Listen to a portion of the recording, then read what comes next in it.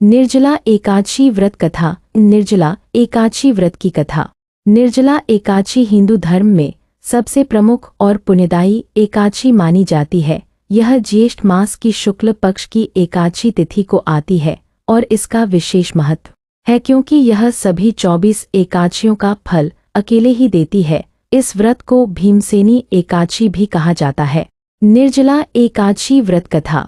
महाभारत काल में पांडव भगवान श्री कृष्ण के आदेश से वर्ष भर एकादशी व्रत रखते थे, लेकिन भीमसेन को यह व्रत करना बहुत कठिन लगता था। भीम को भोजन का अत्यधिक प्रेम था और वे भूखे नहीं रह सकते थे, अतः उन्होंने श्री कृष्ण से प्रार्थना की।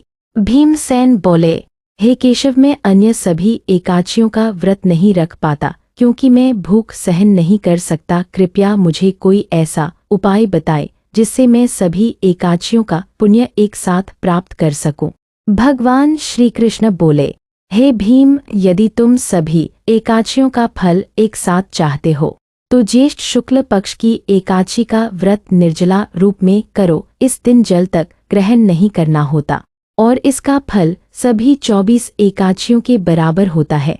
भगवान की आज्ञा पाकर भीमसेन ने यह कठिन व्रत किया। वे पूरे दिन जल नहीं पिए और रात्रि में जागरण किया। अगले दिन द्वादशी को विधिपूर्वक व्रत का पारण किया। तब से यह व्रत भीमसेनी एकादशी के नाम से प्रसिद्ध हुआ। व्रत विधि। पूर्व रात्रि से भोजन त्याग करें। व्रत के दिन सूर्योदय से पहले स्नान कर संकल्प लें। दिन भर निर्जल रहे। जल, फल, दूध भी नहीं लेना चाहिए। भगवान विष्णु की पूजा करे। तुलसी पत्र, पीला वस्त्र, पंचामृत से स्नान आदि करे। रात्रि जागरण करे और भजन कीर्तन करे। अगले दिन द्वादशी को ब्राह्मण को भोजन कराए, दान दक्षिणा दे, फिर स्वयं पारण करे, व्रत खोले। निर्जला एकादशी व्रत के लाभ।